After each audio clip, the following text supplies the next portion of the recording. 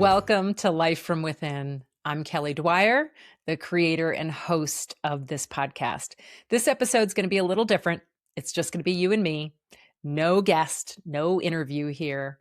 And today I want to talk about surrender. Not the big dramatic kind of surrender on the battlefield, but the quieter kind that happens inside real life decisions. The kind where both desire and resistance exist at the same time. I've experienced this phenomenon a couple times in my life where I will desire something, and yet at the same time, there's this great resistance that holds me back from beginning to create momentum. And the resistance exists until something shifts, and it feels like surrender because the resistance just crumbles. From there, the forward action feels very unencumbered.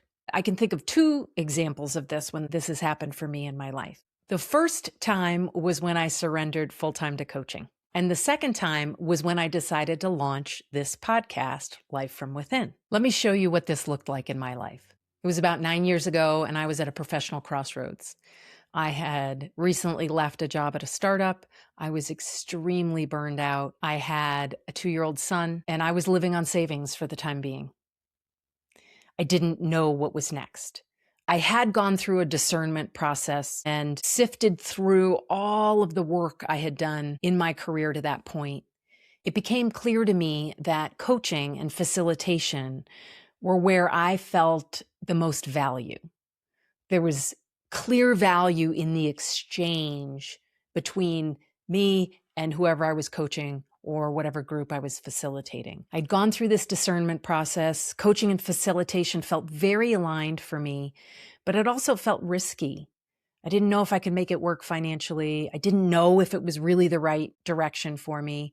So I went into full-blown seeking mode, which is what I do when I'm trying to answer a question or solve a problem for myself. I decided I was going to have 50 conversations with people in my network and people they referred me to. And I was going to go into those conversations very open-minded, bringing into the conversation my inquiry. This is what I've done in my life. This is where I'm strong. This is how I know I can contribute. This is what I like to do. I don't know what the next right step is for me. Based on everything I've shared with you, what ideas do you have for me? What suggestions do you have? Who do you think I should talk to? Out of those conversations, an idea about going into customer success as a next career pivot surfaced. I explored that. I did continue exploring the coaching and facilitation. 2 contract coaching opportunities surfaced on Indeed, and I applied for them and was selected to interview for both of them. So I was in the interviewing process for both of those. And at the same time, I was asking for spiritual guidance. I really wanted God's will to be my will. What I really wanted actually was like a flashing neon sign with an arrow that said, Kelly, this way, Kelly, this is your path. Go here. So, I was in full-blown seeking mode, and the resistance to going in the direction of coaching and facilitation was extremely high. I didn't know if I could make it work financially, but I think the deeper fear was this really is me going for meaningful work, like batting for the fences around meaningful work. And if this doesn't work out, then what? What does that mean for me and the likelihood that I'm going to be able to live a life doing work that feels fully on purpose and truly meaningful for me? I was afraid of the outcome of that question. And then something happened. One day I was sitting in this very office, and out of nowhere, a thought popped into my head. What if God wants me to be a coach? That question stopped me in my tracks.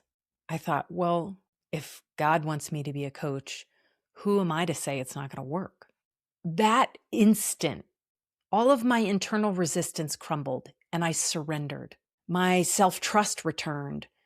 I had faith once again that things will work out. My energy consolidated. The path forward felt more clear. Actions felt more inspired. As it turned out, I did get both of those contract coaching gigs.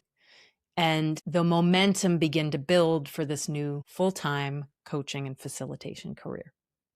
Another big moment of surrender for me was when I made the decision to launch this podcast. It was the beginning of 2025, and I had an authentic desire to begin systematizing business development. To support that desire, I decided I was going to investigate whether chiefs of staff would be a good coaching client. To suss out my hypothesis that chiefs of staff would be a good potential buyer of my services, I decided to do a bunch of customer development interviews. I reached out to a number of chiefs of staff. I said, hey, I want to interview you. I want to find out what your pain points are. And in return for your time, I'm going to synthesize the insights from all of the interviews I do, and I'm going to put them in a report, and I'm going to share that report with you as a thank you for your time and an incentive for them to say yes to talking to me. One of the chiefs of staff I was talking to, we got on the topic of business development, and he suggested I start a podcast, and he gave me some reasons why he thought it would be a good fit for me. And I remember my internal reaction was, whoa, no, I can't do that. There was this huge wall of resistance that went up. As soon as I even had the thought, could I start a podcast? No. I don't know if I want to do that. And when I dug a little deeper into that resistance, it was around, would it be worth it? Would I sustain it? I know it would take a lot of time and effort. It's a big lift to launch a podcast and to keep it going. Would I have what it takes to keep it going? Would there be a return on my time invested? Would I continue to enjoy it over the long term? All these questions that I really couldn't answer at the time, but that was what the resistance was. My core fear really was, what if I start this and then I quit? Oh my God, here I've launched it to the world and I've exposed myself and shown the world that, I'm going to do this thing. And, 2 months later, radio silence. However, the idea of launching a podcast wouldn't go away. It kind of kept bouncing around inside my head.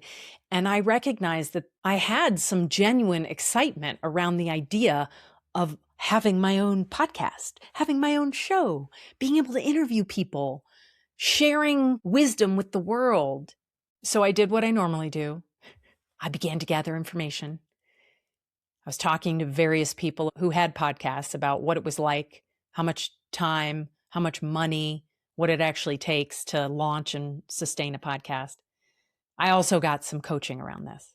And it was in one of those coaching conversations. And I can't even remember the question that the coach asked me. But the coach asked me a question and it shifted something for me.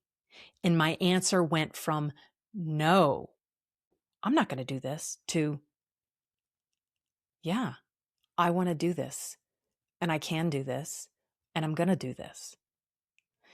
And again, the resistance crumbled, my energy consolidated, and it was as if the path forward became clear. And then every action I took thereafter began to build momentum toward the realization of that desire. When I look at these two moments side by side, I realize the resistance actually came from the same place. In both cases, I was trying to control the outcome before I was even willing to begin. With coaching, I wanted to know it would work financially. With the podcast, I wanted to know that it would be worth it and that I would be able to sustain it. In both cases, the moment of surrender was the moment I stopped trying to guarantee the outcome. You see, surrendering isn't about giving up the responsibility for the outcome, but it is giving up the belief that the outcome is all up to me. I still had actions to take, but the outcome wasn't mine to control. As I've reflected on my own experiences of surrender, I notice first there's an authentic, genuine desire that arises inside. So you begin to make sense of the desire through inquiry. What's the question I'm trying to answer? What's my next step? That might be the question. And then you move into a place of seeking. This is where you are seeking internally and seeking externally. At the same time, there is resistance. What I've found is if we persist in the seeking, holding the inquiry, no matter the presence of the resistance, if we persist and persevere in the seeking, there comes a catalytic moment, a moment where the shift creates an experience of surrender, surrendering to what's next, surrendering to our authentic desire. So there's a catalytic moment and then an experience of surrender. What feels magical about this is when the surrender happens, resistance just crumbles. It's as if we see through the illusion of our resistance. We see the resistance for what it is, and it no longer holds the power that it did. And it's really a moment. There's a before, and then there's the catalytic moment and the surrender, and then there's the after. And once we move into the after and the resistance has collapsed, our energy consolidates, and then momentum can begin, and forward action becomes unencumbered. The way becomes clear, or more clear. Not always fully clear, but the next step becomes clear. I believe that the experience of having authentic desire and resistance to that existing at the same time is universal. I believe that we all have these experiences. I mean, career pivots, life transitions, decisions that need to be made, moments where the next step isn't obvious. We have desire and doubt at the same time. We have seeking and resistance at the same time. Resistance isn't always a sign that something's wrong. Sometimes resistance is simply a part of the process of arriving at surrender. In my experience, clarity doesn't come from forcing the answer. Clarity arrives when resistance gives way to surrender. Thank you for listening. If you liked this episode, please share it with someone who could benefit from it. I'd love to hear from you. I would love it if you would rate the show, of course. 5 stars. What would make a real difference, though, is if you leave a review sharing what you like about the show and what you want to see in future episodes. I do want to hear from you. Thanks for tuning in. Your time is precious, and I feel a lot of gratitude that you're choosing to share some of it with me. Catch you next time on Life from Within.